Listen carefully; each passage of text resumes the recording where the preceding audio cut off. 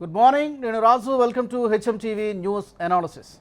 దేశం మొత్తం కూడా ఉత్కంఠగా ఎదురు చూస్తున్నటువంటి ఎగ్జిట్ పోల్స్ ఫలితాలు నిన్న సాయంత్రమే వివిధ సంస్థలు ప్రకటించడం జరిగింది. అలాగే వాటితో పాటు తిరుపతిలో లోక్సభ ఉప ఎన్నిక, అలాగే ఇక్కడ తెలంగాణలో నాగార్జున సాగర్ ఉప ఎన్నికకు సంబంధించినటువంటి ఎగ్జిట్ పోల్స్ సర్వే ఫలితాలు కూడా వెలువడడం జరిగింది. అయితే ఈ ఫలితాల్లోకి వెళ్లే ముందు, ఈ ఎగ్జిట్ పోల్స్ సర్వే ఫలితాల్లోకి వెళ్లే ముందు ఇవాల్టి దినపత్రికలోని టాప్ స్టోరీస్ ఒకసారి చూద్దాం. ఏపీ ఆంధ్రజ్యోతి ఎడిషన్, మమతకే మొగ్గు. వెస్ట్ బెంగాల్లో టీఎంసీకే కాస్త విజయ అవకాశాలు ఎక్కువ ఉన్నట్టుగా చాలా వరకు సర్వేలు చెప్తున్నాయి. ఈనాడు, బెంగాల్లో ఉత్కంఠే, టీఎంసీ బీజేపీ మధ్య హోరాహోరీ పోరు తప్పదని చెప్పి భావిస్తున్నాయి చాలా వరకు సర్వే సంస్థలు. సాక్షి, జాగ్రత్తలతోనే మనుగడ. అలాగే నువ్వా నేనా, బెంగాల్లో పరిస్థితి.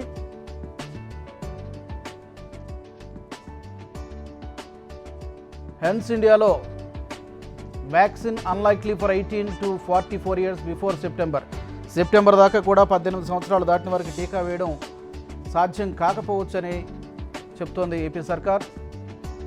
ప్రజాశక్తిలో బ్యానర్ ఐటమ్గా మోడీకి ఎదురుగా లేనటువంటి హెడ్లైన్ మనకు కనిపిస్తోంది.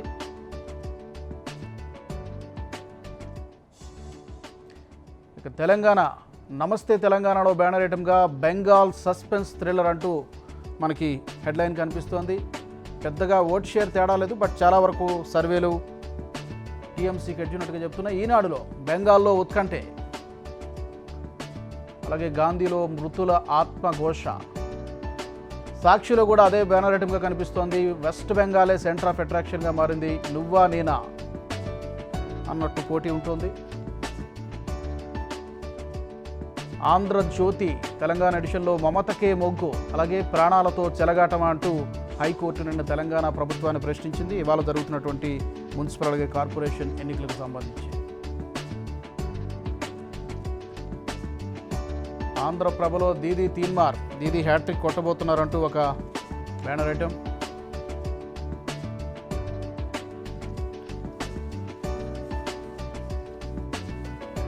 మన తెలంగాణలో కేంద్రం తప్పుటడుగు అంటూ ఒక హెడ్లైన్ మనకు కనిపిస్తుంది.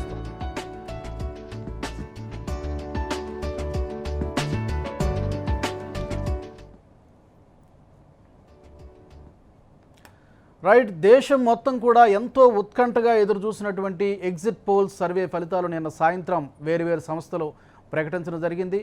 అలాగే 5 రాష్ట్రాలతో పాటు ఇక్కడ తెలంగాణలో నాగార్జున సాగర్ ఉప ఎన్నిక, అలాగే తిరుపతిలో లోక్సభ ఉప ఎన్నికకు సంబంధించినటువంటి ఎగ్జిట్ పోల్ సర్వే ఫలితాలు కూడా వెల్లడయ్యాయి. ఇక ముందుగా తెలంగాణ ఈ చర్చలోకి వెళ్దాం. ఎలా ఉన్నాయి రాజకీయ సమీకరణాలు 5 రాష్ట్రాల్లో, అలాగే తెలుగు రాష్ట్రాల్లో కూడా అనే చర్చలోకి వెళ్దాం. ఈ చర్చలో మనతో పాటు పాల్గొనడానికి వీరయ్య గారు విశ్లేషకులు, అలాగే విల్సన్ గారు బీజేపీ అధికార ప్రతినిధి, అలాగే శివకేశవ్ గారు మిషన్ చాణక్య సర్వే సంస్థ నుంచి, అలాగే మల్లు రవి గారు మాజీ ఎంపీ కాంగ్రెస్ పార్టీ నుంచి మనకి లైవ్లో అందుబాటులో ఉన్నారు. ముందుగా వీరయ్య గారు నమస్తే అండి. నమస్తే అండి. సో ముందు మన తెలుగు రాష్ట్రాల గురించి మాట్లాడుకుంటే, నాగార్జున సాగర్ ఉప ఎన్నికలో పెద్దగా అద్భుతాలు ఏమీ లేవు.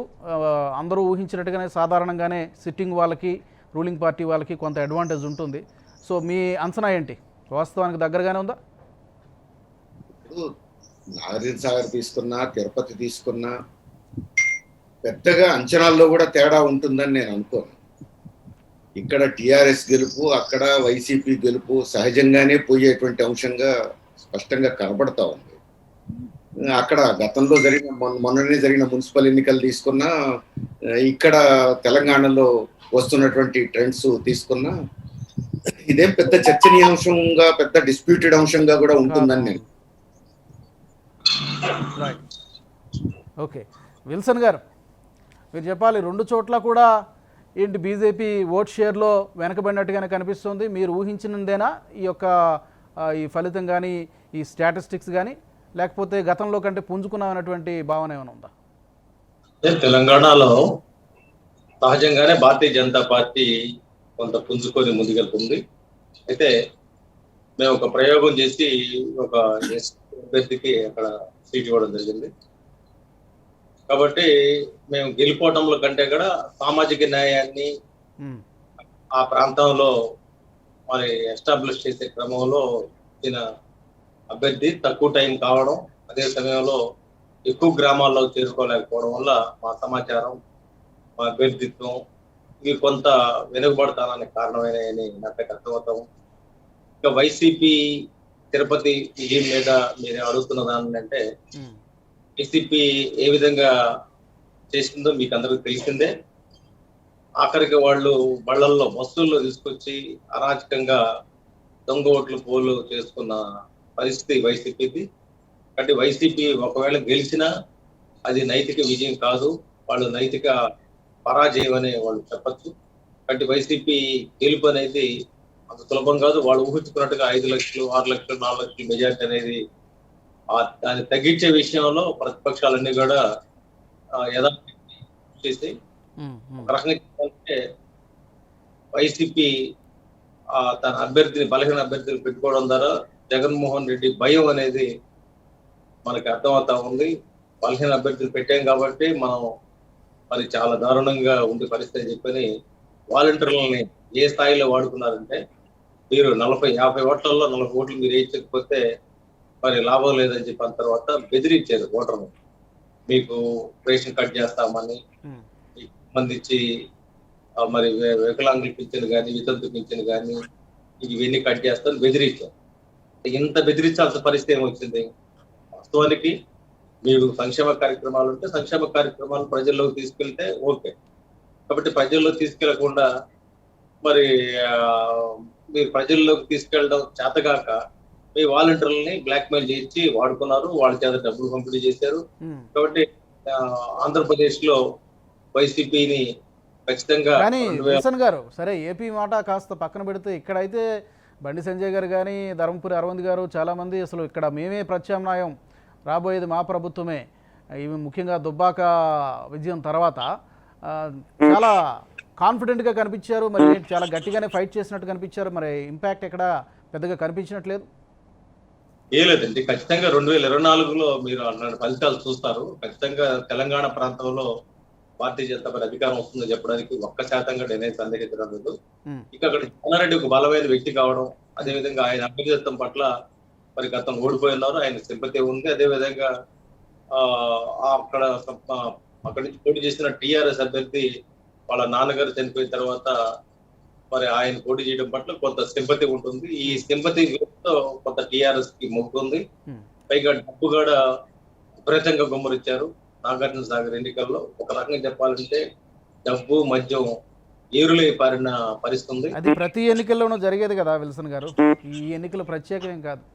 కేసీఆర్ గారు ఎంత భయపడుతున్నారు అన్న నిదర్శనం దుబ్బాక షాక్ నుంచి ఆయన మరి కోలుకొని ఎలాంటి పరిస్థితుల్లో నాగార్జున సాగర్ కొట్టాలన్న ఉద్దేశంతో కోట్లు అక్కడ గుమ్మరించిన పరిస్థితి. ఒకవేళ టిఆర్ఎస్ గెలిచినా అది గెలుపుకి దగ్గర రాదు. అదే సమయంలో బలమైన ఫైట్ జానారెడ్డి గారు ఇచ్చారని నాకు కూడా అనిపిస్తా ఉంది. ఓవరాల్ గా 2023 చూసుకుంటే ఈ మొత్తం ఫలితాలు తారుమారు అవుతాయి. 2023లో బీజేపీ తెలంగాణలో బాగా వేస్తుందనడానికి మాకు 1% కూడా సందేహం లేదని. Okay, right. మల్లు రవి గారు నమస్తే అండి. నమస్కారం. ఏంటి ముఖ్యంగా ముందు మనం తెలుగు స్టేట్స్ గురించి మాట్లాడుకుంటే ఏంటి, ఎక్కడున్నాము, ఎక్కడుంది కాంగ్రెస్ పార్టీ అనేటువంటి ఒక ఉనికిని చాటుకునేటువంటి ప్రయత్నం చేస్తుంది అనుకోవాలా? ఎలా చూస్తారు? అంటే ఇది ఇంకా తుది ఫలితం కాదు, కేవలం అంచనా మాత్రమే. ఎలా చూస్తారు? అంచనా అంటే ఎగ్జిట్ పోల్ రిజల్ట్స్ బట్టి చూస్తే మొట్టమొదట మనకు గమనించేది ఏంటంటే బ్రాడ్గా ఈ ఏదైతే మేము చాలా ముందుకెళ్ళిపోతున్నాము, మాకు ఎదురు లేదు అనేటటువంటి బీజేపీ పార్టీకి ఆ గ్రాఫ్ కిందకు దిగినట్టుగా మనం భావించాల్సిన అవసరం ఉంటుంది. మరి కాంగ్రెస్ పార్టీకి ఏం ఉపయోగం ఉంటుందంటే, మీరు చూశారు అది డిఎంకేతో కలిసి తమిళనాడులో పోటీ చేస్తుంది. అక్కడ డిఎంకే పార్టీ బాగానే గెలుస్తున్నట్టుగా ఎగ్జిట్ పోల్స్ వచ్చాయి. అదే రకంగా అస్సాంలో, అక్కడ వెళ్దాం, ఆ స్టేట్స్ గురించి వెళ్దాం రవి గారు. ముందు మనం తెలుగు స్టేట్స్ గురించి చెప్తే then we will talk about those states. Telugu స్టేట్లో మనకి నాగార్జున సాగర్ జరిగినటువంటి ఎన్నికల్లో కూడా మనం ఒక సర్వేలో 3% అని, ఒక సర్వేలో 10% అని వస్తుంది. మేమేమనుకుంటున్నామంటే, మీరు ఈ ఎగ్జిట్ పోల్స్ లో ఎవరైనా బయటకు వచ్చినప్పుడు అడిగితే ఎక్కువ భాగం మరి మేము కాంగ్రెస్ కేసామని చెప్తే మళ్ళీ అక్కడ లోకల్ ఇష్యూస్ ఉంటాయి, అంతా భయపెడుతున్నారు అనే ఉద్దేశంతో ఆ రకమైన రిపోర్ట్ వచ్చిందేమో అనుకుంటున్నాము.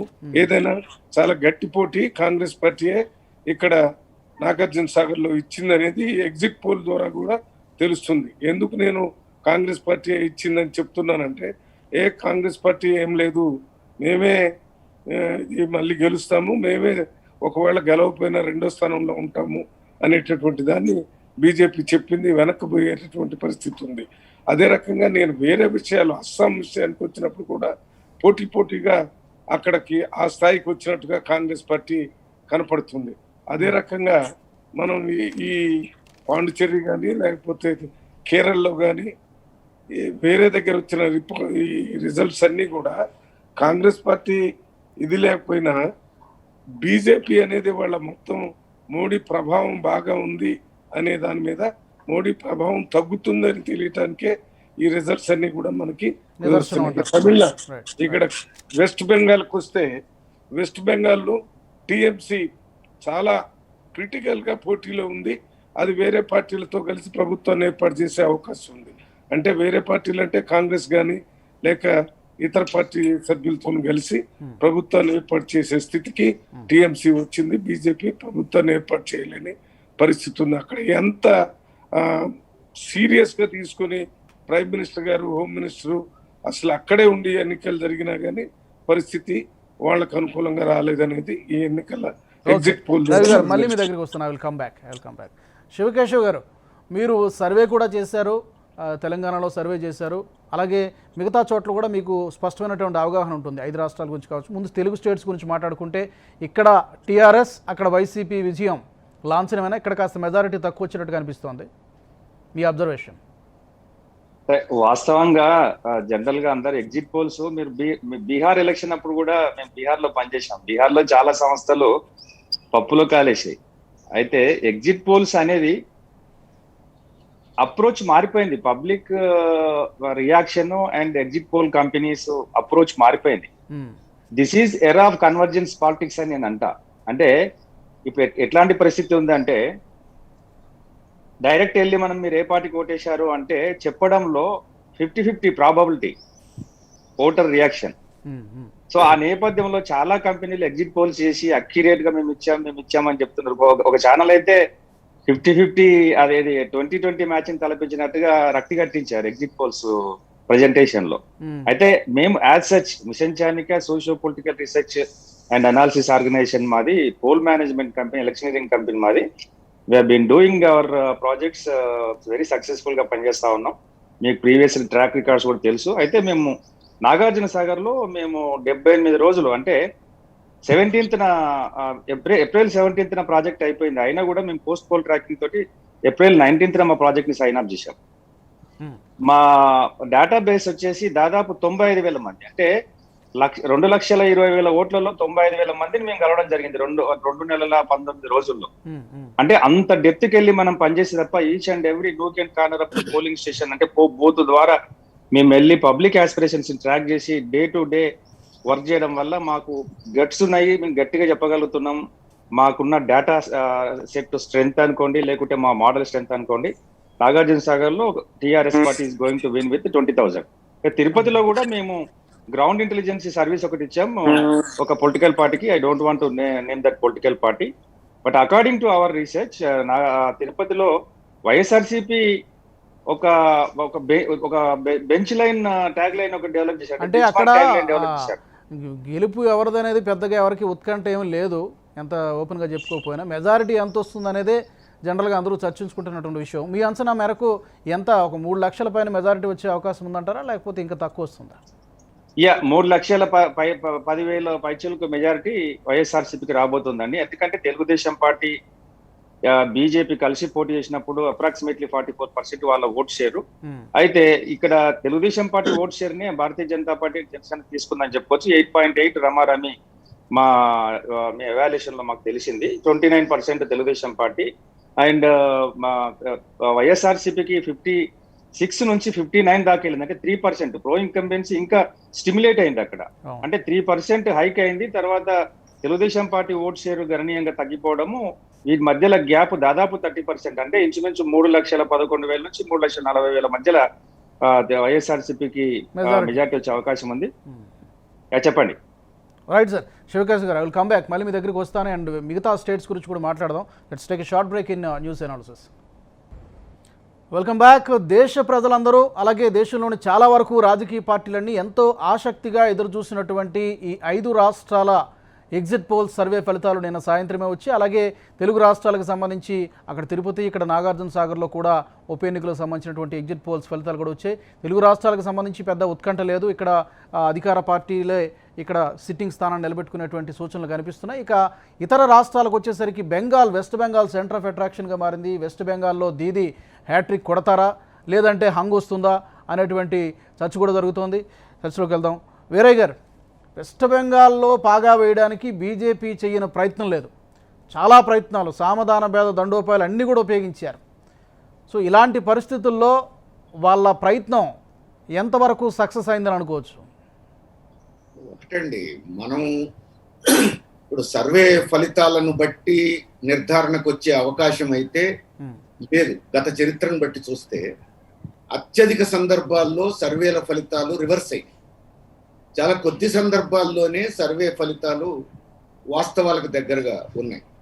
అందుకని ఈ సర్వే ఫలితాలను పక్కన పెడితే సాధారణంగా గతం నుండి కూడా ఎన్నికల క్యాంపెయిన్ సందర్భంగా అన్నప్పటి నుంచి ఇప్పటి వరకు కూడా మీడియాలో వస్తున్నటువంటి రకరకాల విశ్లేషణలు, రకరకాల అంచనాలు, వస్తున్న డెవలప్మెంట్స్ చూస్తే కూడా ఈరోజు సర్వేల్లో వచ్చినటువంటి ఫలితాలకు దగ్గరగా ఉన్నాయి అంచనాలు. కానీ ఇప్పుడు తమిళనాడు వచ్చేటప్పటికే సహజంగా డిఎంకేకు ఎక్కువ అవకాశం ఉంటుందనేది స్టార్టింగ్ నుంచి ఇప్పటి వరకు కూడా పెద్దగా ఎవరికి భిన్నాభిప్రాయం లేదు. కేరళ వచ్చేటప్పటికే మామూలుగానైతే చాలా టఫ్ ఉండాలి అది. ఎందుకంటే ఒకసారి ఎల్డిఎఫ్ గెలిస్తే ఇంకోసారి యూడిఎఫ్ గెలవడం అనేది స్వాతంత్ర్యం వచ్చినప్పటి నుంచి వరుసగా వస్తున్న పరిణామం. రెండవసారి గెలవడం అనేది ఇంతవరకు జరగలేదు కేరళలో. ఇప్పుడు ఎల్డిఎఫ్ అంటూ గెలిస్తే, ఓడిపోతే ఎల్డిఎఫ్ కు కొత్త పరాజయం ఏమీ ఉండదు, అది ఆనవాయితీ ప్రకారం జరిగేది. గెలిస్తే చరిత్రను తిరగరాయడం అవుతుంది. చూడాలి ఏం జరుగుతుందని. బెంగాల్కి వచ్చేటప్పటికే మీరు అన్నట్టు బీజేపీ నాయకత్వం చేయని ప్రయత్నం లేదు. ముఖ్యంగా ప్రధానమంత్రి మోడీ కానీ, హోంమంత్రి అమిత్ షా కానీ ఒక మాటలో చెప్పాలంటే దేశం ఏమైపోయినా పర్వాలేదు, బెంగాల్లో గెలిస్తే చాలనేటువంటి ధోరణి ప్రదర్శించారు. ఇప్పుడు కరోనా దేశమంతా విస్తరించడానికి బెంగాల్లో వాళ్ళిద్దరు అనుసరించిన పద్ధతి కూడా ఒక కారణం అనే దాంట్లో ఎవరికి సందేహం అక్కర్లా. ఎందుకంటే ఇప్పుడు ఏప్రిల్ 17వ తేదీన ప్రధానమంత్రి నరేంద్ర మోడీ అడ్రస్ చేసిన బహిరంగ సభ గురించి నరేంద్ర మోడీ గారే చెప్పారు, ఇంత పెద్ద బహిరంగ సభ నేను ఇంతవరకు చూడలేదు అని. అదే రోజు ప్రపంచంలో ఒక్కరోజు వచ్చినటువంటి కేసుల్లో భారతదేశం నెంబర్ 1 చేయలేదు. అది ఆ అంశం మనం గతంలో చర్చించుకున్నాం. అది కరోనా గురించి చెప్పడం కోసం కాదు. బీజేపీ నాయకత్వం కానీ, ప్రధానమంత్రి మోడీ కానీ ఏ స్థితికి పోయారు బెంగాల్లో తాము గెలవాలి అనే దానికోసం నేను ఈ ఉదాహరణలు చెప్తున్నా. దేశం ఏమైపోయినా పర్వాలేదు, బెంగాల్ వాళ్ళు గెలవాలనేటువంటి పద్ధతుల్లో వ్యవహరించారు. కానీ ఇది బెంగాల్ ప్రజల చైతన్యానికి ఒక పరీక్ష. ఇది నిజంగా ఒక పరీక్ష. చూడాలి, ఇంతటి బాధ్యతారాహిత్యాన్ని కూడా బెంగాల్ ప్రజలు అంగీకరిస్తారు. కానీ వీరయ్య గారు, మీరు ఒక పాయింట్ చెప్పాలి. మీకు కమ్యూనిస్ట్ పార్టీలతో చాలా మంచి సంబంధాలు ఉన్నాయి, ఆ పార్టీలతో చాలా యాక్టివ్గా అసోసియేట్ అయి ఉంటారు కాబట్టి ఒకప్పుడు అక్కడ కమ్యూనిస్టులు కంచుకోట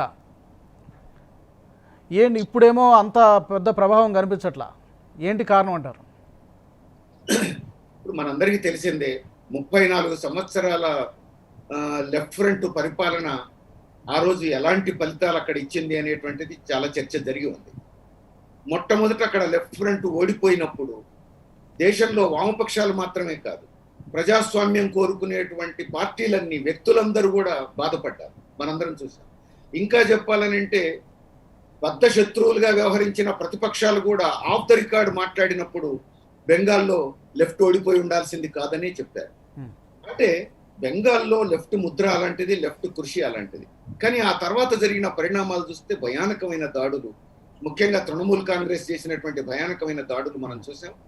వేల కుటుంబాలు రాష్ట్రం దాటిపోయి ఎక్కడో తలదాచుకోవాల్సినటువంటి పరిస్థితి. ఈ పరిణామాలన్నింటి ప్రభావం ఈరోజు అల్టిమేట్ గా వామపక్షం బాగా కుదించిపోయింది అనేది నిజం. అయితే ఈ ప్రాసెస్ లో వామపక్షాలు కూడా ఇప్పటికే ఆత్మవిమర్శ చేసుకుంటున్నాయి, ఇంకా చేసుకోవాల్సిన అవసరం కూడా ఉంది.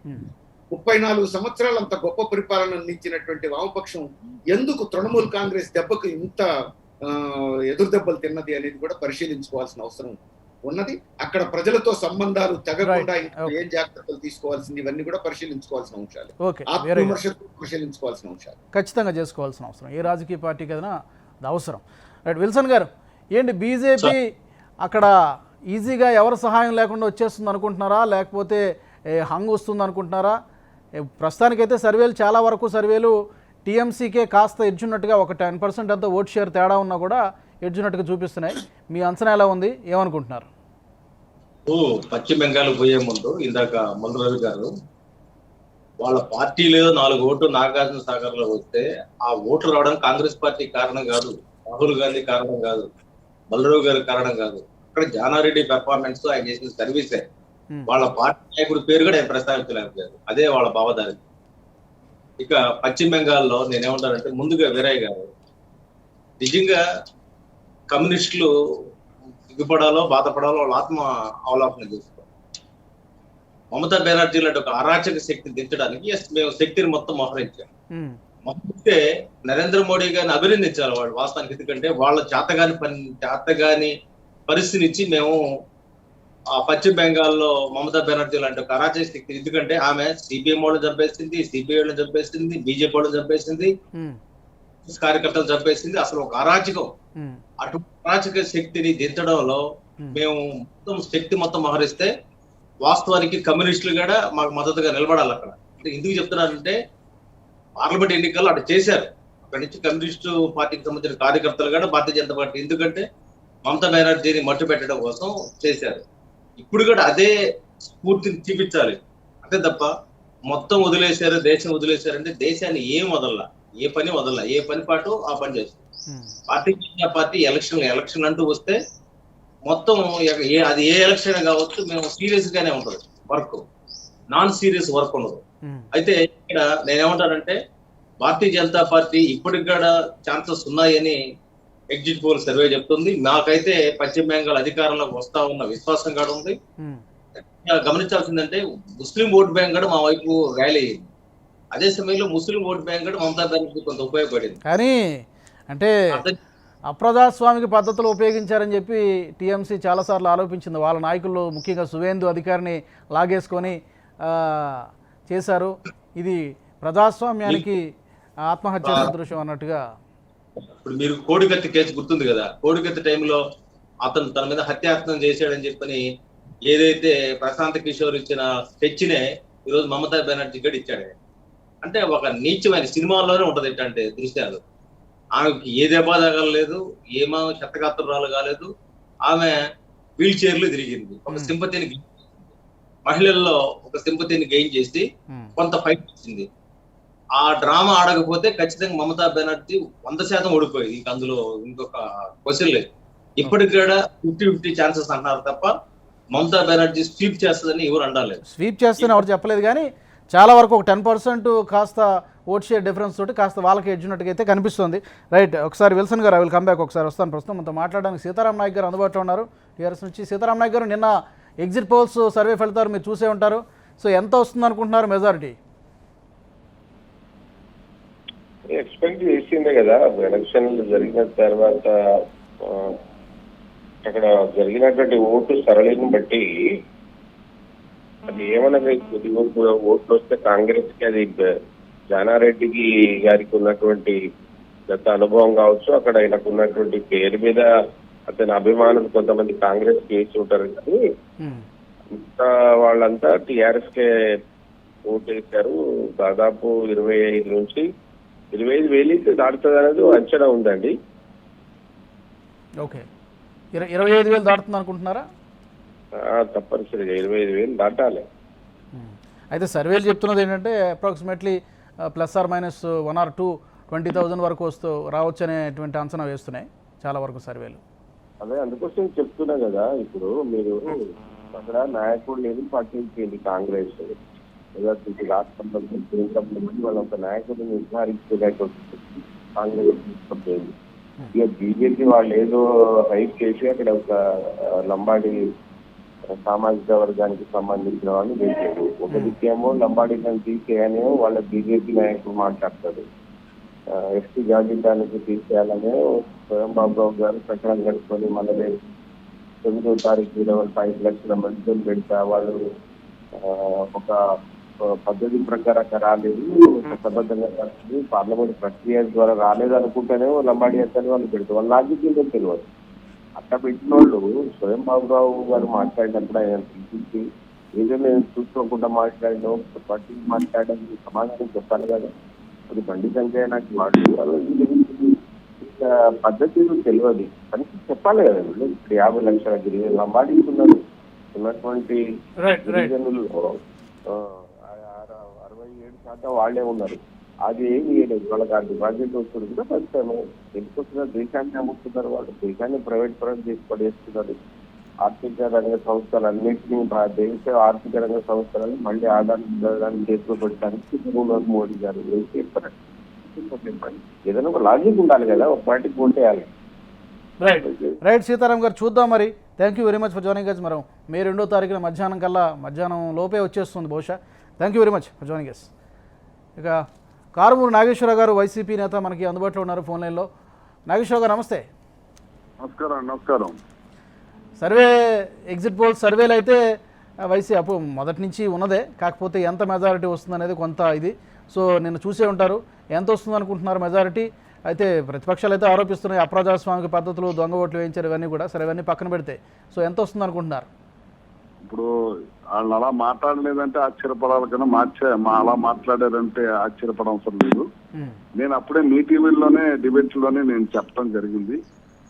వైఎస్ఆర్సీపీ కాంగ్రెస్ పార్టీకి 65 నుంచి 70% మాకు వస్తాయి, ఉన్నాయి వాళ్ళు పంచుకుంటారని నేను చెప్పడం జరిగింది. అప్పుడు అది కరెక్ట్ అయింది.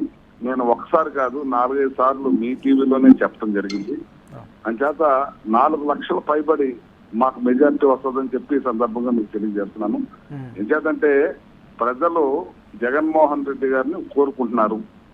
జగన్మోహన్ రెడ్డి గారు ఇవాళ మన ఇంట్లో బిడ్డ కన్నా ఎక్కువగా అన్ని పనులు చేస్తున్నారు. పార్టీలకు అతీతంగా, ప్రాంతాలకు అతీతంగా, కులాలకు అతీతంగా, మతాలకు అతీతంగా ఆ గ్రామంలో ఎంతమంది ఉంటే అందరికీ చేస్తున్నారు.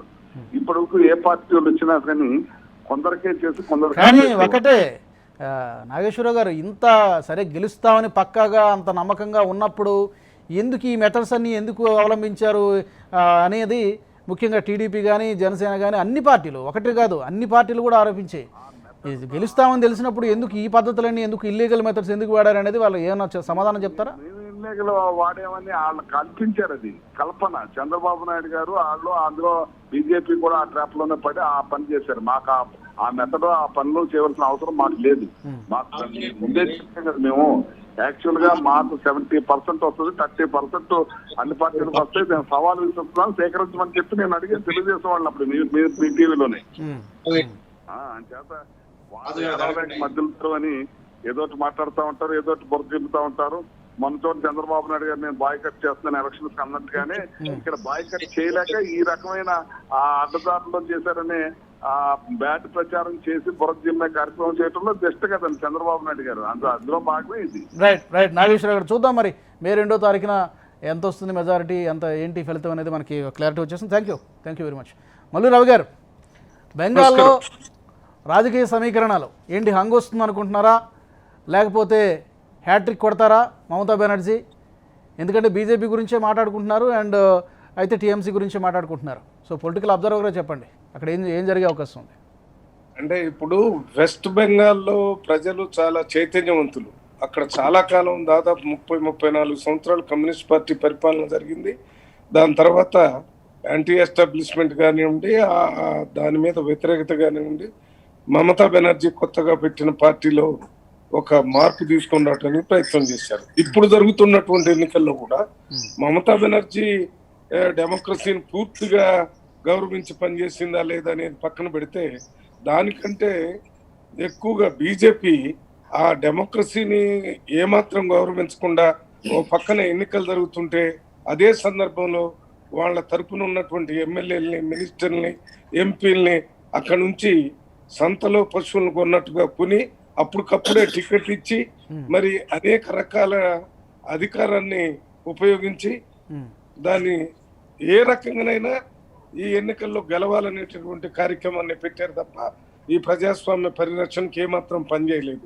ఆ చైతన్యవంతులైనటువంటి ఓటర్స్ ఉన్నారు కాబట్టి ఇప్పుడున్న పరిస్థితుల్లో గుడ్డి కంటే మెల్ల మేలు అనే ఒక సామెత ఉంది. అంటే ఈ బీజేపీ వస్తే ఈ మమతా బెనర్జీ కంటే ఎక్కువ ఇబ్బంది పెడతారు, దానికంటే మమతా బెనర్జీ ఉంటే పర్లేదనే విధంగా ప్రజలు ఉన్నారు. లేకపోతే మమతా బెనర్జీని తప్పనిసరిగా ప్రభుత్వం నుంచి మార్చాలి అనేటటువంటి ఆలోచన పరిస్థితులు మనం బయట నుంచి గమనిస్తే అర్థమవుతుంది. ఒక రకంగా బీజేపీ చేసినటువంటి ఈ ఎక్స్ట్రా యాక్షన్ వల్లనే మమతా బెనర్జీ మళ్ళీ సీఎం స్థానంలోకి రాబోతుందని మేము అనుకుంటున్నాం. ఆమెకు మరో అవకాశం వీళ్ళే ఇచ్చారంటారు బీజేపీ. అదే BJP. Right, welcome back Ravi గారు.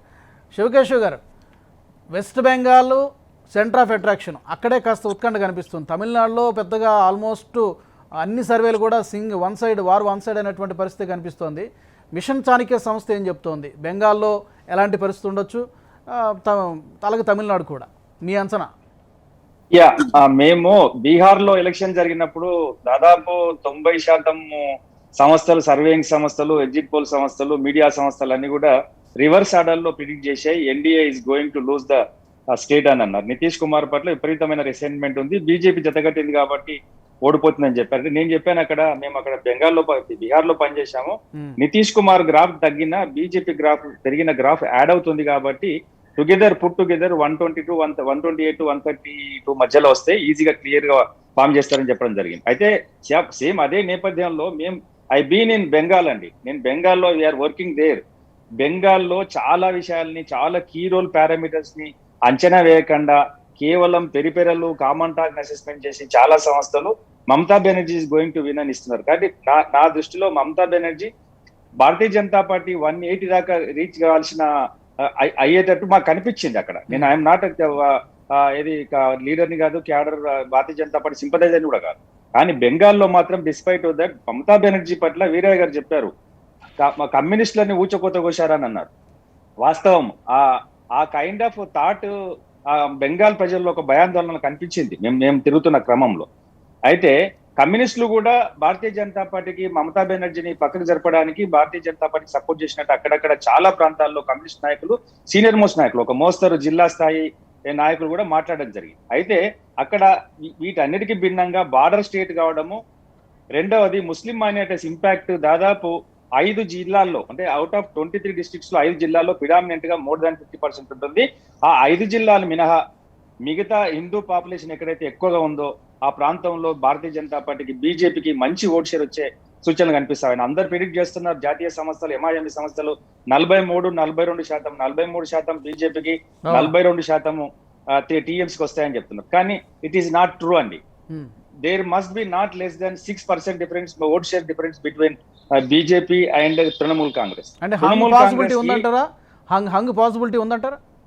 హంగ్ నాకు తెలిసి క్లియర్ గా బీజేపీ 160+ దాటే పరిస్థితి ఉండింది. కానీ లాస్ట్ ఈ పాండమిక్ సిచ్యువేషన్ లో సెకండ్ వేవ్ కారణంగా లాస్ట్ జరిగిన ఈ మాల్దా తర్వాత సౌత్ నార్త్ బెంగాల్ ఈ బెల్ట్ లో కొంత బీజేపీ కొంత మైనస్ వచ్చింది. తర్వాత జంగల్ మహల్ లో చాలా మంది 108 సీట్స్ ఉంటాయండి జంగల్ మహల్ రీజన్ లో. ఆ రీజన్ లో దాదాపు తృణమూల్ కాంగ్రెస్ స్వీప్ చేసిందని ఇచ్చారు. జంగల్ మహల్ లో తృణమూల్ కాంగ్రెస్ స్వీప్ చేయలేదండి. జంగల్ మహల్ రీజన్ లో Bharatiya Janata Party is going to take its own stake, majority stake. అయితే నేను కేటగారికల్ గా చెప్తున్నా, this is the era of convergence politics. ఈ కన్వర్జెన్స్ పాలిటిక్స్ లో పబ్లిక్ పల్స్ ని, ఓటర్ పల్స్ ని పట్టుకోవడంలో ఒక సైంటిఫిక్ మెథడాలజీ, ఒక మ్యాథమెటికల్ మెథడాలజీ, ఒక సైకలాజికల్, అంటే వీటన్నిటి కలగలిపిన ఒక మెథడాలజీ డెవలప్ చేస్తే తప్ప వాళ్ళని పట్టుకోవడం కష్టం. చాలా సంస్థలు పెరిపెరల్ కామన్ టాక్ అసెస్మెంట్ చేసి ఫ్రిక్షనల్ ఫైట్ ఉంది, 2020 ఫైట్ ఉంది అని రక్తి కట్టిస్తున్నారు. But it as such it is not true. బెంగాల్లో బీజేపీకి రావడానికి పుష్కలమైన అవకాశం ఉంది. ముర్షిదాబాద్, మాల్దా డిస్ట్రిక్ట్స్ లో ఏదైతే తృణమూల్ కాంగ్రెస్ కి హైయెస్ట్ స్టేక్ వచ్చిందో మిగతా రీజన్స్ లో రావట్లేదు. ఇంకా పాపులేషన్ పరంగా చూసుకున్నా కూడా ట్రైబల్స్, దళిత్స్, ఓసీస్, కమ్యూనిస్టులు, తర్వాత బెంగాల్ నుంచి వచ్చినటువంటి హిందూ కాందిశీకులు, తర్వాత బెంగాల్ రోహింగ్యాలు, అయితే మయన్మార్ నుంచి వచ్చినటువంటి రోహింగ్యాలు, బంగ్లాదేశ్ నుంచి సెటిల్ అయినటువంటి ముస్లిం మైనార్టీలు చాలా మంది ఓటింగ్ కి గైర్హాజరు కావడం జరిగింది. ఎందుకంటే అక్కడ ఒక రకమైనటువంటి భావోద్వేగం, ఒక రకమైనటువంటి ఉత్కంఠ పరిస్థితి ఉంది. ఎందుకంటే రేపు పొద్దున మేము కనుక ఓటేసి తృణమూల్ కాంగ్రెస్ ని గెలిపిస్తే రానున్న రోజుల్లో ఎన్ఆర్సీసీఏ కనుక ఇంప్లిమెంట్ అయితే మమ్మల్ని మళ్ళీ కిక్ బ్యాక్ చేస్తారనే ఒక భయాందోళన కనిపించింది.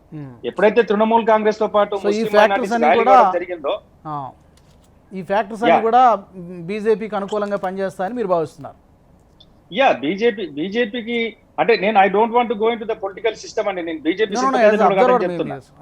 అయితే మేము అక్కడ పనిచేసాము. అయితే మీరు గిరిజన ప్రాంత మత్వాస్ అని ఉంటారు కదండి, మత్వాస్ ఎవరైతే దళిత్ ఎవరుతున్నారో ఎక్కడ never Dalit in Indian history politics ఎక్కడ కూడా దళిత్ గిరిజనులు ర్యాలీ అయిన పరిస్థితి బీజేపీ వెనకాల బీజేపీని ఒక విమర్శ ఉంది, అగ్రవర్ణాల పార్టీ అని ఒక విమర్శ ఉంది. అట్లాంటిది బెంగాల్లో ఈ గిరిజనులు మెజారిటీ స్టేట్ గిరిజనులు అండ్ దెన్ ఈ Dalit vote is going towards BJP.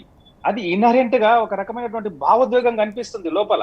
దాంతో ఈ ఓటంతా కన్సాలిడేట్ అయ్యి మమతా బెనర్జీ 2 టర్మ్స్ ఆమె మీద విపరీతమైన విమర్శలు ఉన్నాయి. తర్వాత 2 టర్మ్స్ అక్కడ ఉండింది.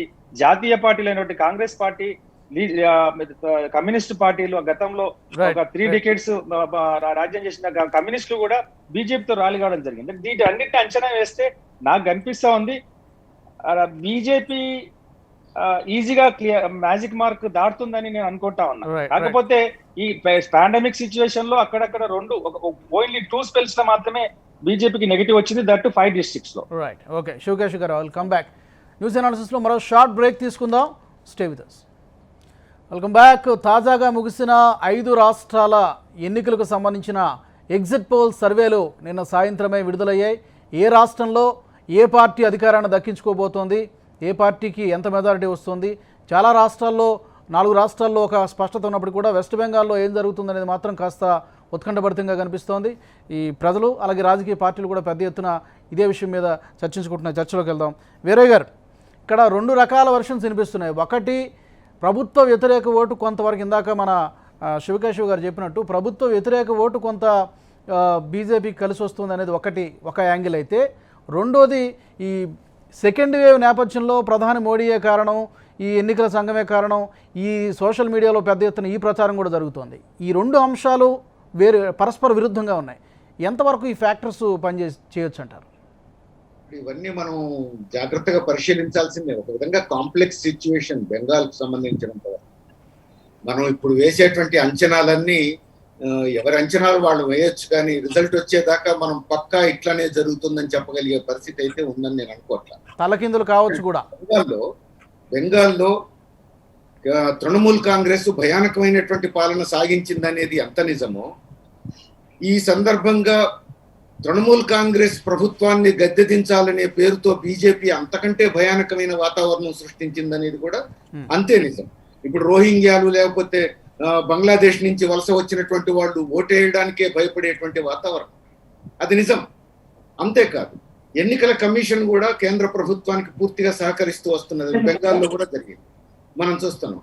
సరిగ్గా ప్రధానమంత్రి బంగ్లాదేశ్ పర్యటనకు వెళ్లే రోజే ఇక్కడ ఎన్నికలు ప్రారంభమయ్యేటట్టుగా ఆ స్థాయికి ఎన్నికల కమిషన్ సహకరించడం, అక్కడ ఆయన ఒక ఆలయాన్ని సందర్శించడం ప్రధానమంత్రి బంగ్లాదేశ్ లో, సరిగ్గా ఆ ఆలయానికి సంబంధం ఉన్నటువంటి సామాజిక తరగతి ఓటర్లు ఎక్కువగా మొదటి దఫా ఆ రోజు ఓటింగ్ లో పాల్గొనే వాతావరణం, ఇవన్నీ మనం చూస్తున్నాం. అంటే ఒకవైపు భయానకమైన వాతావరణం సృష్టించింది, రెండో వైపు కాంగ్రెస్ ను మించిన ఎత్తుగడం. భారతదేశంలో కాంగ్రెస్ కున్నది ఒక ఆనవాయితీ, ఎదుటి వాళ్ళందరినీ కొనేయటం అనేది. దాన్ని మించినటువంటి పద్ధతుల్లో తృణమూల్ కాంగ్రెస్ మీద అదే ఆయుధం బీజేపీ. ఆ సాంప్రదాయం అన్ని పార్టీల్లో ఉంది వీరయ్య గారు. మనం ఏ ఒక్క పార్టీని మనం నిందించాల్సిన అవసరం లేదు. అవసరం వచ్చినప్పుడు అది ఏ పార్టీ కూడా అతీతం కాదేమో. ఇప్పుడు క్రమంగా తెలంగాణలో ఇక్కడ చూస్తున్నాం, ఆంధ్రప్రదేశ్ లో అక్కడ చూస్తాం, అవన్నీ మీరు చెప్పింది నిజం. అయితే బెంగాల్ గురించి మాట్లాడుకుంటున్నాం కాబట్టి నేను బెంగాల్ ఉదాహరణ చెప్తాను. అక్కడ దాన్ని ప్రయోగించడం, వీటన్నిటిని మించి ప్రజల్లో మతపరమైన విభజన సృష్టించే ప్రయత్నం, ఈ ప్రయత్నాలన్నీ జరుగుతున్న సమయంలో ఇప్పుడు దేశంలో కరోనా సందర్భంగా అక్కడ మోడీ అనుసరించిన వైఖరి, అమిత్ షా అనుసరించిన వైఖరి డెఫినెట్ గా అవి కూడా ప్రభావం చూపిస్తాయి. అందుకని ఒకవైపు బీజేపీ అనుసరించిన ఎత్తుగడలు ఏ మేరకు ప్రభావం చూపించినాయి, రెండో వైపు ఈ కరోనా పరిస్థితి ఏ మేరకు చూపించింది, మూడో వైపు బెంగాల్లో వామపక్షాలు, కాంగ్రెస్, బీజేపీ గెలవకుండా చూడాలి అనే దానికి అవసరమైన ఎత్తుగడలు వర్కౌట్ చేసే ప్రయత్నం చేసినాయి. ఆ మేరకు వాళ్ళు పరస్పరం సహకరించుకునే ప్రయత్నం కూడా చేశారు.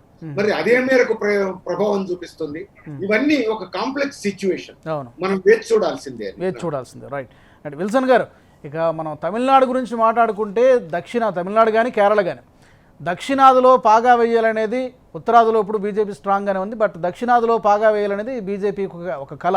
ఆ ప్రయత్నం కర్ణాటకలో కొంతవరకు సక్సెస్ అయింది అనుకోవచ్చు. బట్ తమిళనాడు విషయానికి వచ్చేసరికి అన్నాడీఎంకేతో పొత్తు పెట్టుకున్నారు, బట్ మీ వ్యూహాలు, మీ ఎత్తుగడలు ఇవేవి కూడా పెద్దగా పనిచేసినట్టుగా కనిపించట్లేదు. ఏమంటారు? నేను తమిళనాడుకి పోయే ముందు పశ్చిమ బెంగాల్లో ఖచ్చితంగా మమతా బెనర్జీని ఓడించాలన్న బలమైన కాంక్ష ఉన్న చాలా మంది నాయకులు, కమ్యూనిస్టులు కావచ్చు, కాంగ్రెస్ వాళ్ళు కావచ్చు, మిగతా వాళ్ళందరూ ఏకమయ్యి నరేంద్ర మోడీ గారికి ఎందుకు మద్దతు ఇచ్చారంటే ఒక అరాచక శక్తిని దించాలని మద్దతు ఇచ్చారు. ఎవరిని ప్రజాస్వామ్యబద్ధంగా ఆమె బతకనియలేదు, వెంటాడింది, వేధించింది. అటువంటి వేదంలో నుంచే అక్కడ తిరుగుబాటు వచ్చింది. ఇది ఫ్యాక్ట్. బీజేపీ ఇక్కడ పర్ఫార్మెన్స్ లో కలకత్తా కానీ, హుబ్లీ కానీ, హీరా కానీ, జలపాయిగర్ జిల్లా, నదియా జిల్లా, అవిపూర్ జిల్లా, వీటిల్లో ఎక్స్ట్రాడినరీ పర్ఫార్మెన్స్ చేసింది. కొత్తవా అనే ఒక కమ్యూనిటీ గడ మూకుమ్మడిగా భారతీయ జనతా పార్టీ అండ నిలబడింది. అదేవిధంగా ముస్లింస్ లో కూడా ఒక మెజారిటీ వర్గం ఖచ్చితంగా బీజేపీ. అంటే నేను ఎందుకు చెప్తున్నా అంటే ఇవన్నీ కూడా మమతా బెనర్జీని ఒక అరాచక శక్తిగా ఉన్న ఆమెని దించకపోతే రేపొద్దున ఆమె వల్ల ఈ దేశం సంబంధించి కూడా మరి విచ్ఛిన్నకర శక్తులతో కూడా పనిచేసే ప్రమాదం ఉంటుంది. ఇది గుర్తించాలనేది బీజేపీ కోరుకుంది. కాబట్టి అక్కడ ఇంకొక మాట లేదు. 50-50 ఛాన్స్ అంటున్నారు, కానీ అది హెడ్జ్ అనేది కొంత మేరకు అటు ముందుకు వెళ్తుంది అనుకుంటాం. ఆమె కట్లు కట్టుకొని మహిళా ఓట్ల సింపతితో ఆమె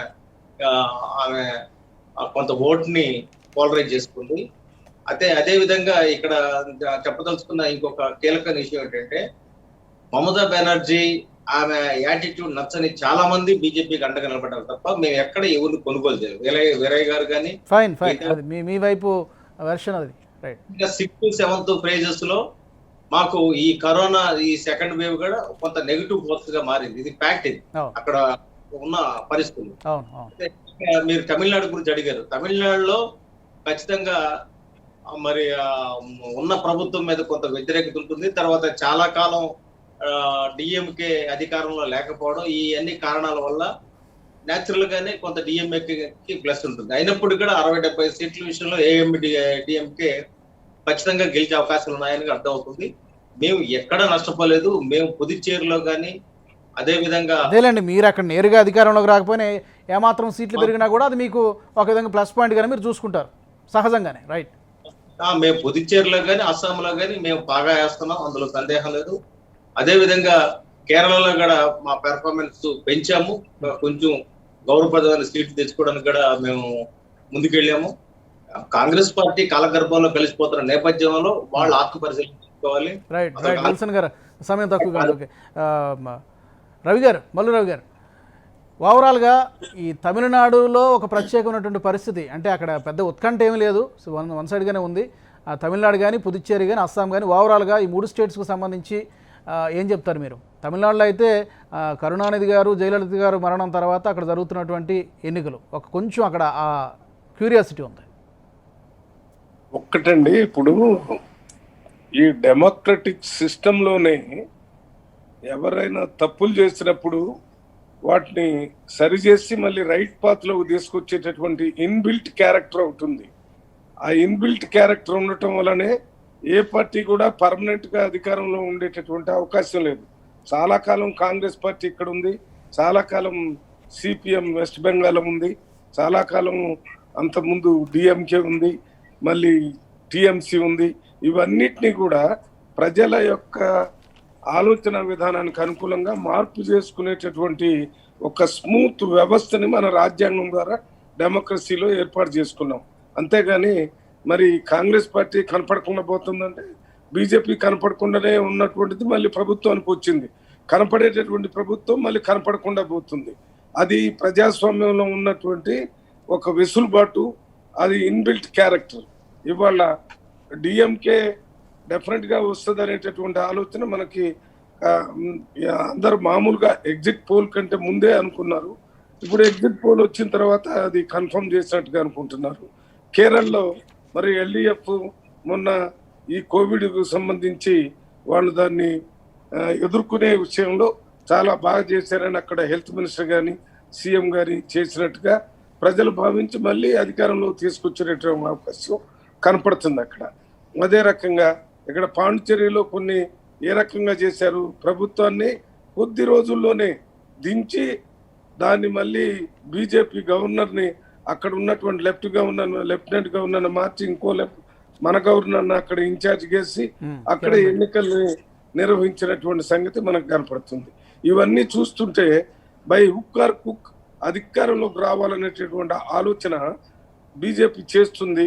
కానీ ఆ ఆలోచనకి ప్రజలు ఎంతవరకు సహకరిస్తారా లేదా అనేది రేపు 2వ తారీఖున పూర్తిగా ఎన్నికల రిజల్ట్స్ వచ్చిన తర్వాతనే చెప్పగలం. ఏదేమైనా ఎవరైనా బీజేపీ కానీ ఇతరులు కానీ కాంగ్రెస్ ముక్త భారత్ అనేది ఏది జరగదు కాబట్టి ఆ స్టేట్మెంట్ నే వదిలిపెట్టారు. మళ్ళీ మధ్యలో చిన్న చిన్న నాయకులు కాంగ్రెస్ ఎక్కడ పోతుందని ఎక్కడా పోదు. కాంగ్రెస్ పార్టీ నిరంతరం ప్రజల మధ్యలోనే ఉంటుంది. గెలవటం వాడటం అనేది ఎన్నికలు జరిగినప్పుడు జరిగేటటువంటి ప్రక్రియ. ఇవాళ కాకపోతే రేపైనా ఈ దేశానికి కాంగ్రెస్ పార్టీ ఒక్కటే ఆల్టర్నేటివ్ ప్రభుత్వాన్ని ఏర్పాటు చేసి ఖచ్చితంగా ప్రతి పార్టీకి ఉండాల్సిందే, గౌరవిస్తుంది. ఎందుకంటే భారతదేశానికి స్వతంత్రం తెచ్చిన పార్టీ కాంగ్రెస్ పార్టీ ఉంది చాలా చరిత్ర ఉంది కాంగ్రెస్ పార్టీకి. దాని గురించి ఎస్ మీరు అన్నది కరెక్టే, ప్రతి పార్టీ కూడా ఆశావ దృక్పథంతో ఉండాలి. శివకేశవ్ గారు చివరిగా చెప్పండి, కేరళలో పినరయి విజయన్ సాంప్రదాయానికి అంటే వాళ్ళు ఎప్పుడు కూడా ఒకే పార్టీకి ఆల్టర్నేటివ్ బేస్లో వస్తూ ఉంటుంది కేరళ ప్రజల తీర్పు. ఈసారి ఎలా ఉండబోతోంది బ్రీఫ్గా?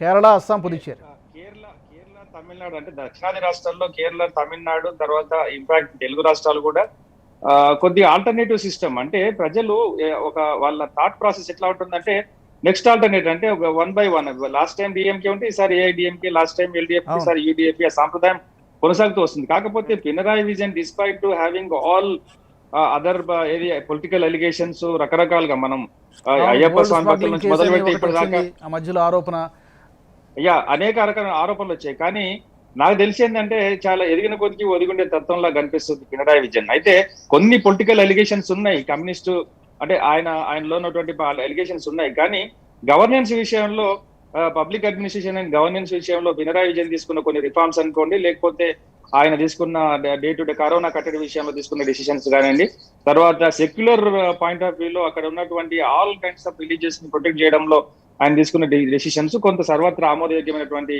అంశాలు కాబట్టి ఆయనకు సపోర్ట్ చేస్తున్నట్టు కనిపిస్తుంది. ఇంకోటి ఏంటంటే కేరళ అనేది హైయెస్ట్ లిటరసీ రేట్ రికార్డ్ చేసినటువంటి స్టేట్. చాలా మెచ్యూర్డ్ సెగ్మెంట్ ఉంటుంది అక్కడ. ఎలక్షన్ క్యాంపెయిన్ కానీ, ఎలక్షన్ స్ట్రాటజీస్ కానీ ఎవ్రీథింగ్ చాలా ప్రోగ్రెసివ్ గా ఉంటుంది, ప్రొయాక్టివ్ గా ఉంటాయి. కాబట్టి అక్కడ పినరాయి విజయన్ కి మళ్ళోసారి అంటే సాంప్రదాయానికి విరుద్ధంగా లేదా ఆయనకు ఓటేసిన ప్రజలు ఆయన మీద నమ్మకంతో వేశారు అనుకొని చెప్పుకోవచ్చు. అంటే ఇట్స్ నాట్ ఏ బిగ్గెస్ట్ ఇది. రెండవది ఏంటంటే యాంటీ గవర్నమెంట్ ఓట్ ని తీసుకోవడంలో ప్రతిపక్షాలు like Congress and alliance parties ఏవైతే ఉన్నాయో వాళ్ళు సిద్ధంగా లేరని చెప్పుకోవచ్చు. ఏంటంటే వాళ్ళ దాంట్లో స్పీడ్ తక్కువ ఉంది. అయితే రాహుల్ గాంధీ పార్లమెంట్ కాన్ఫరెన్స్ లో కొంత part of vote share Congress పార్టీకి పెరిగినప్పటికీ కూడా ఓవరాల్ గా by and large Kerala wide గా ఆ పార్టీ రికార్డ్ చేయలేకపోయింది. ఇంకా భారతీయ జనతా పార్టీకి సంస్థాగతంగా ఇంకా అక్కడక్కడ ఇంకా కొన్ని అరిష్టాలు ఉన్నాయి కాబట్టి ఆ పార్టీ అంతగా సాలిడ్ గా పెర్ఫార్మెన్స్ చేయలేకపోయిందని చెప్పొచ్చు. This is the by and large Kerala issue. ఇక ఒక్క విషయం observation I wanted to tell you, అంటే మొత్తం వ్యూవర్స్ తెలవాలి కాబట్టి, అస్సాము గతంలో మొన్నటి వరకు కూడా అధికారంలో ఉన్నటువంటి ఎన్డీఏ అంటే బీజేపీ పార్టీ అస్సాంలో హంగొస్తుంది, అస్సాంలో ప్రభుత్వం పోతుంది, అస్సాంలో బీజేపీ ఈసారి కాంగ్రెస్ పార్టీ బాగా వేస్తుందని చెప్పారు. వాస్తవం అస్సాంలో వాస్తవంగా కాంగ్రెస్ పార్టీ ప్రారంభంలో కొంత పైకి లేచినప్పటికీ కూడా బెంగాల్ ఇంపాక్ట్, నేను చెప్పిన Bengal and Assam, these two states are interdependable political గా, geographical is not different, political interdependable. ఎందుకంటే అస్సాంలో ఉన్న వాళ్ళు బంగ్లాదేశ్ శరణార్థులు అస్సాంలో ఉన్నారు, రోహింగ్యాలు అస్సాంలో ఉన్నారు, బంగ్లాదేశ్ ముస్లిమ్స్ అస్సాంలో ఉన్నారు, నేపాలీస్ అస్సాంలో ఉన్నారు, నేపాలీస్ బంగ్లాదేశ్ లో వెస్ట్ బెంగాల్ లో ఉన్నారు. అంటే 2 స్టేట్స్ కలిపి ఉన్నాయి కాబట్టి బెంగాల్ ఇంపాక్ట్ ఏదైతే stimulative politics, Bengal impact BJP బాగా స్టేబుల్ గా వర్క్ చేస్తుందనే ఇంపాక్ట్ అస్సాం మీద పడింది కాబట్టి అస్సాం బికేమ్ మ్యాజిక్ ఫిగర్ దాటి వెళ్ళిపోయింది, క్లియర్ గా వచ్చేస్తుంది. బెంగాల్లో కూడా చాలా ఏదైతే హెమాయమి సమస్యలు ప్రిడిక్ట్ చేస్తున్నాయో డిస్పైట్ దట్ దానికి భిన్నంగానే బెంగాల్ రిజల్ట్ ఉంటుందని చెప్పి మిషన్చానికి నేను చెప్తాను. Thank you very much Shivakeshav గారు, వీరయ్య గారు, విల్సన్ గారు, అలాగే మల్లురావు గారు చర్చలో పాల్గొన్నందుకు ధన్యవాదాలు. 5 రాష్ట్రాల ఉప ఎన్నికలకు సంబంధించి రకరకాల రాజకీయ విశ్లేషణలు జరుగుతున్నాయి. వెస్ట్ బెంగాల్లో టగ్ ఆఫ్ వార్ ఉంటుందని అంచనా వేస్తున్నారు. తమిళనాడులో అయితే వారు వన్ సైడ్ అయిన పరిస్థితి ఉంటుంది అంటున్నారు. అస్సాంలో బీజేపీ మేనియా, బీజేపీ హవా కనిపిస్తుంది అంటున్నారు. ఇక్కడ తిరుపతి అండ్ నాగార్జున సాగర్లో చూసుకుంటే అక్కడ వైసీపీ, ఇక్కడ టీఆర్ఎస్ విజయం సాధిస్తుంది అనేటిది ఇప్పటి వరకు ఉన్నటువంటి అంచనా. మరి తుది ఫలితం ఈ ఎగ్జిట్ పోల్స్ అంచనాలు నిజమవుతాయా లేకపోతే తలకిందులవుతాయా అనేది మాత్రం మనకి మే 2న తెలుస్తుంది. ఇది ఇవాళ news analysis. Keep watching HM TV.